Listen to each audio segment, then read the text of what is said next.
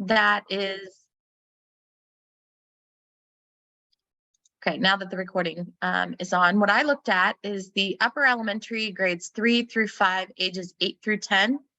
And I look specifically at the last one in that list that says AI Blueprint Bill of Rights, because the main questions had to do with how might AI cause unwanted discriminations, and is AI ever safe?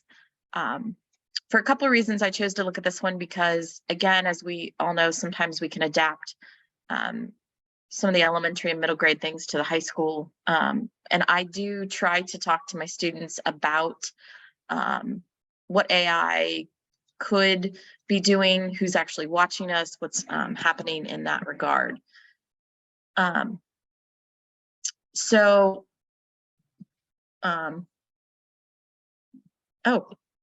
thanks. Thanks, John.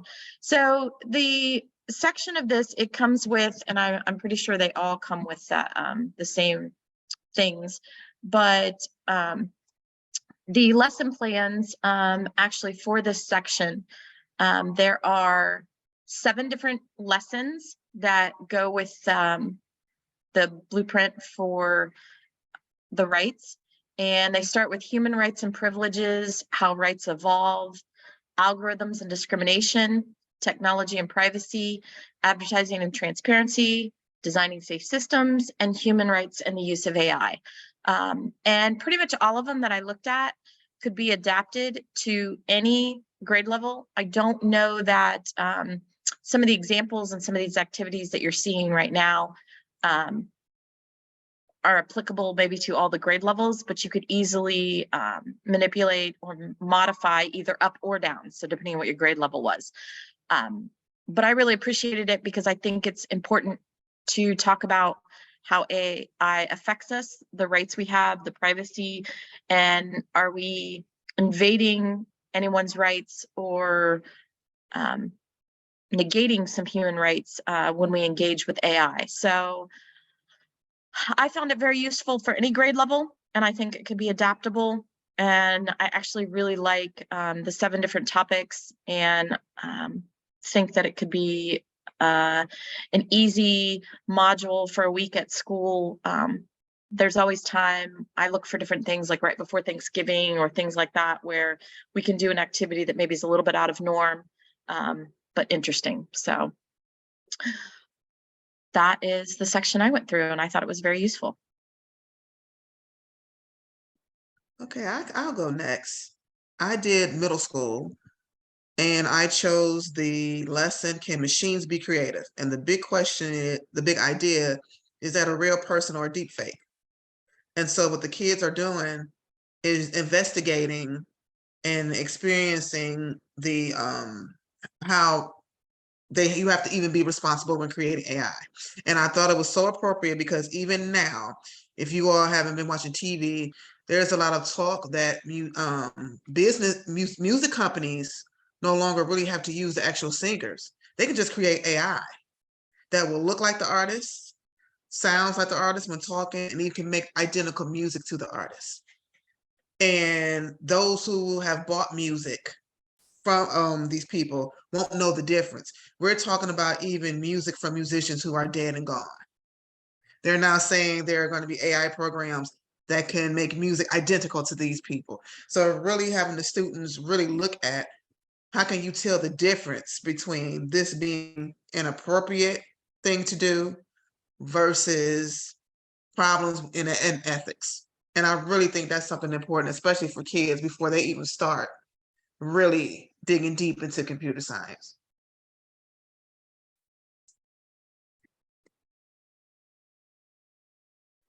Awesome, thank you. Anyone else want to share something that they looked at? I'll go next. So I looked at the AI and social media, and it's the high school level, and I hadn't looked at any of this before, so it was a lot to try and unpack. I feel that there's a really great piece in here about recommendation systems and internet clustering and filter bubbles and sort of this idea of why you see what you see on social media and tying it into students. My students are addicted to social media. I'm always trying to, and they think that everyone sees what they see. And I think it's a really nice lesson to kind of show them how the information they see on social media is why it's the information they see on social media. It also talks about misinformation, and there's a nice ethical matrices to look at. But it's definitely at least a 5-day lesson plan here to kind of build up to it. But I think it would be better suited to students who had maybe done some of these middle school activities first, because it seems to come at everything from a fairly high level. That's good to know. Thank you, Mary. Anyone else want to share out? I'll go. I looked at the K-2, and it was very entry level, just talking about what is AI. And it had some examples. I went through the teacher slides, and they had an AI, what is the AI robot? And then it had questions, and it showed like the sensing dog, and it had self-driving cars. One of the ones I thought was really interesting was that they had meet Einstein.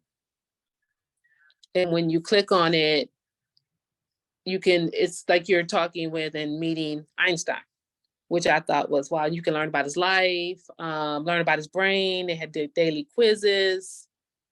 So it was really interesting. There's the dog. And if you go a little bit further, Einstein.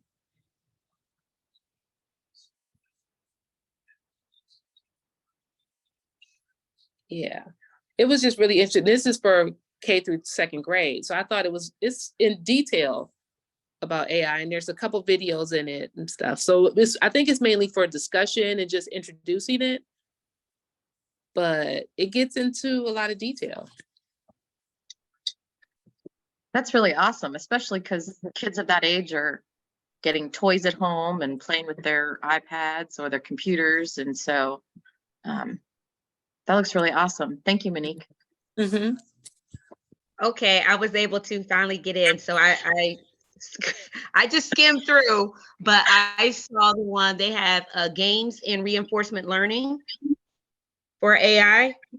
And it kind of meshes into what Carla talked about, but you have to use, it does intro to Scratch, but then they end up talking about, sprites and things, but then the goal is for the kids to create a sprite that teaches itself how to play the game. Yeah, and so they have to create a player sprite and then a real life opponent sprite. So they have to create two. Then they talk about rule-based programming. So the kids create their player sprite, then they have to create their own opponent. And then based upon rules, based upon how the sprite or the AI moves. And they use it through things like hot or cold. Is it warmer? Is it colder? And then they talk about reinforcement learning, which I kind of like, because now you're going into psychology. Kids don't even realize it. It talks about states, rewards, and basically the students are in charge, and they have to then create a training system where they have to train it. Then they're building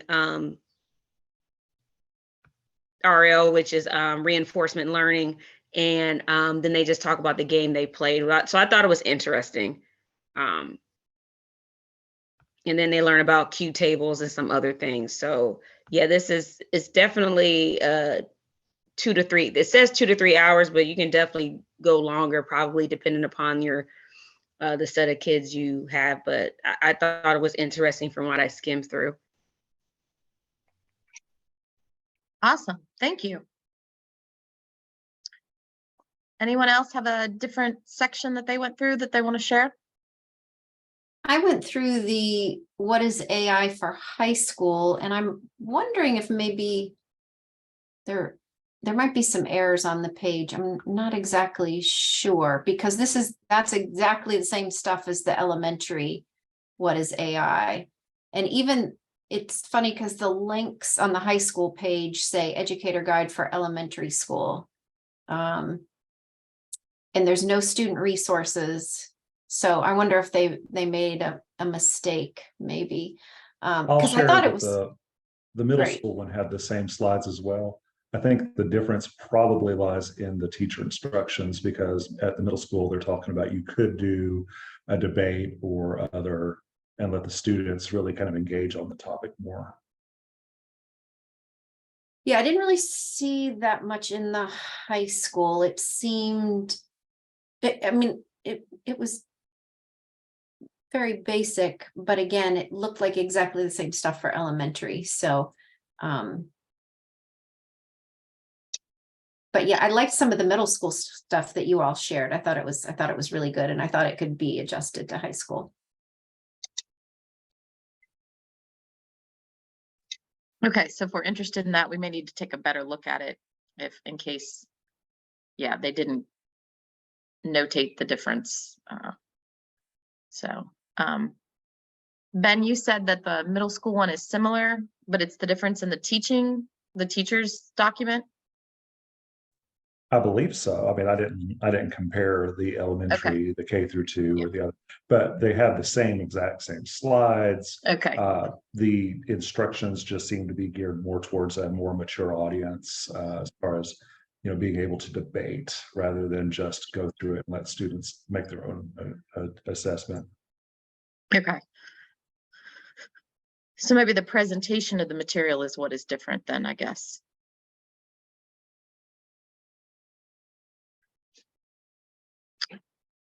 Anybody else have something they'd like to share? So I can totally share mine. Okay. Or Paula. No, go ahead, Paula. I was gonna say, I actually did a couple of these with my classes, and I used the one with the Alexa skills, the AI voice one. It was the high school level. There you go, intro to voice AI. And the kids got a kick out of it. And we had a little bonus at the end. Is one of the videos at the very end is by the person who's in charge of voice AI at Amazon. And it just so happens he's a graduate of our high school. So that was kind of a really cool thing.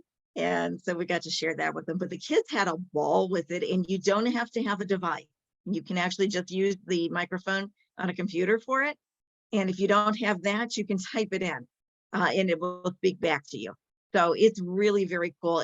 It could very easily be used with a middle school. My kids said this kind of seems a little middle schoolish, just the way that it was presented. So I would say you could probably use that with middle school very easily. Awesome. Thank you, Paula. So real quick, excuse me, the one I did was data science and me. And this one, I instantly just loved it. I want to do it as an introductory activity, but only for my kids who have prior CS experience in Python. Because this definitely, it uses pandas. And so if you're familiar with that at all, you know that you definitely have to have some previous Python experience to feel at least that you can, copy paste some things and understand what you're looking at. But it's a student generated data set that it relies on. And so it goes into essentially crowdsourcing some data and then trying to produce some visualizations from that data. And it really walks students through that entire process. And I thought that compared with some of the level of complexity of even the middle school things that have been presented that other people have shown, it didn't get super complex until like the last lesson. Everything seemed really well scaffolded, and just really good introduction to data science, which is something that is a big emphasis at my school. So I could absolutely see doing this over the course of, you know, maybe one a week over the course of a quarter. And that would be how I would want to implement this sort of thing.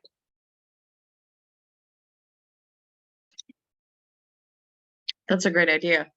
I think that's nice too, to mention how you might utilize it, because sometimes we get all this information, but then we're like, how do we add this in, or how do we do that? And like I mentioned, sometimes I look for some smaller segments of lessons near vacations or breaks or things. As John mentioned with this, he could do it once a week. Does anybody have any other suggestions about how they might use some of this if you don't actually have an AI section, or if you still need to go and want to talk about a section, please feel free to do so.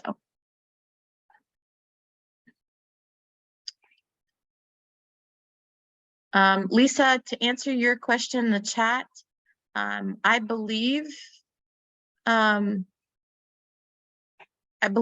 Day of AI is not planning on removing any of the data. If you're referring to the website information, I believe it will be there.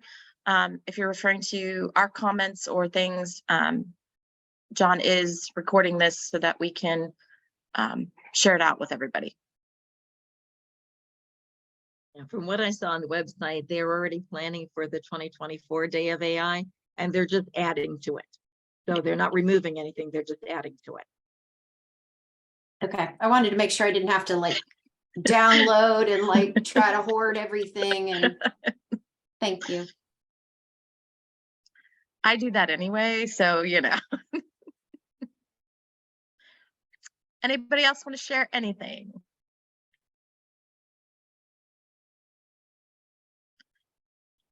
Okay. Well, I do.